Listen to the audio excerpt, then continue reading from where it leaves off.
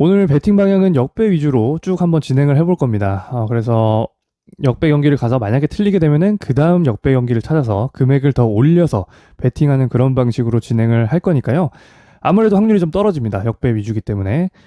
그렇기 때문에 좀 뜻이 맞는 분들만 함께 해주셨으면 감사하겠고요. 오늘 역배를 보는 이유는 오늘 경기 일정을 쭉 봤는데 역배를 좀 가볼 만한 포인트들이 좀 있는 것 같아서 거기에 대해서 좀 설명을 드리겠습니다. 첫 번째 경기 불가리아와 폴란드 경기가 있습니다. 이 경기는 이제 2.5세트 프랜을 줬는데 2.7배 역배 요거 물 겁니다. 그 이유에 대해 설명을 해드릴게요. 폴란드가 3주차 경기 일정 보시면은 미국 경기, 독일 경기, 그리고 오늘 경기까지 3일 연속 경기를 치르게 되고요. 그리고 두 경기 모두 풀세트 접전, 굉장히 힘든 팀들과 경기를 치렀습니다. 당연히 체력적 부담이 있을 수밖에 없고요. 그러나 남은 경기들을 살펴보시면은 불가리아와 한국, 굉장히 좀 편안한 일정입니다. 거기다가 폴란드는 지금 8승에 승점 23점. 당연히 이제 토너먼트 진출은 확정이 되어 있기 때문에 한 번은 좀 쉬어갈 수 있는 타이밍이라고 보여져요. 그리고 두 경기 연속 에이스인 스티샥이 풀세트 모두 나왔습니다. 에이스를 조금 쉬게 해줄 가능성이 있다고 생각을 하고요. 불가리아가 작년에 또 폴란드를 한번 잡은 경험도 있습니다. 그렇기 때문에 이 경기는 세트 프랜 역배 한번 물어보도록 할 거고요. 그 다음 경기는 이제 캐나다와 이탈리아 경기가 있습니다. 사실 클래스로만 따지면 당연히 이탈리아가 캐나다보다는 우위지만 이번 대회를 한정해서 보면은 캐나다가 8위, 이탈리아가 9위입니다. 사실상 전력차가 그렇게 크지는 않다고 보고 있습니다. 특히나 캐나다 같은 경우는 어제 브라질을 잡았는데요. 블락을 무려 21개를 잡았습니다.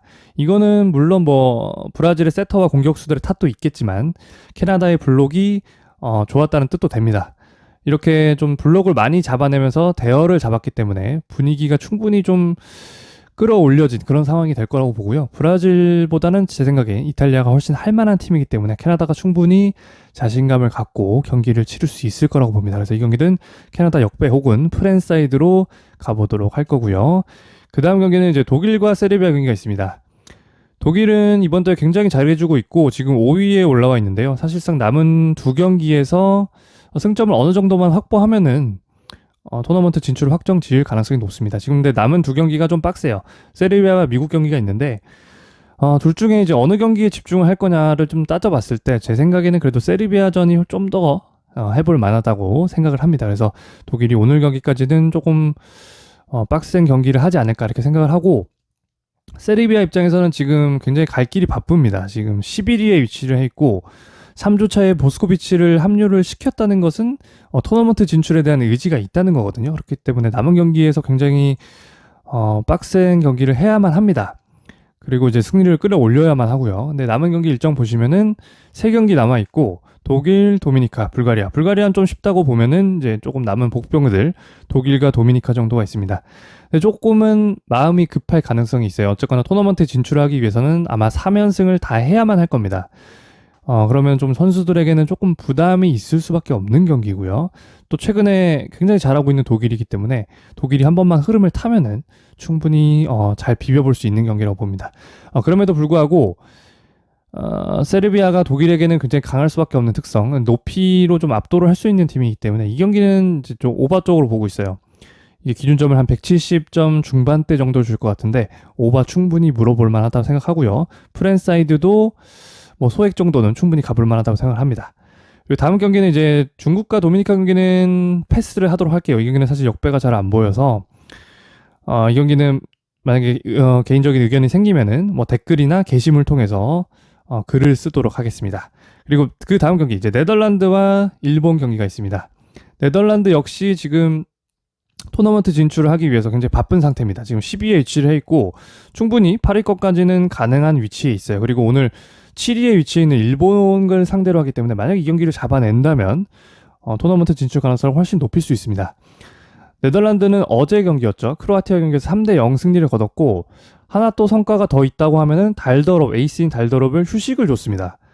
그 정도로 이 오늘 일본 경기에 대한 의지를 보여줄 수가 있고요. 달더럽이 쉬면서도 3대0으로 굉장히 편안하게 이겼기 때문에 분위기 또한 조금 더 끌어올려진 상태라고 볼 수가 있을 겁니다. 물론 일본 굉장히 쉽지 않은 상대입니다. 네덜란드가 최근 경기를 좀 쉽게 이기는 이유들은 서브가 굉장히 날카롭게 들어가기 때문인데 일본 같은 경우에는 굉장히 서브 리시브가 안정된 팀이기 때문에 사실 공략이 쉽진 않을 거예요. 그럼에도 불구하고 이번 대회 일본의 공격수들 솔직히 작년에 비하면 훨씬 좀 퍼포먼스가 떨어집니다. 그리고 높이가 좋은 네덜란드를 만나기 때문에 네덜란드가 충분히 해볼 만한 그런 상대라고 보여집니다. 작년 같았으면 일본에 좀 압승이 예상되는데 올해는 충분히 네덜란드가 한번 이길 만한 타이밍을 보고 있어서 이 경기 네덜란드 역배로 가보도록 할 거고요. 마지막 경기는 이제 브라질과 튀르키예 경기가 있는데 이 경기는 뭐 브라질이 약간 유리한 경기인 건 맞는 것 같아요. 그래서 역배가 크게 끌리지는 않고 이 경기 역시 뭐 의견이 생기면은 댓글이나 게시물 통해서 글을 써보도록 하겠습니다. 그래서 오늘은 역배 위주로 한번 개인적으로도 좀 도전을 해보는 그런 날이 될 것 같습니다. 감사합니다.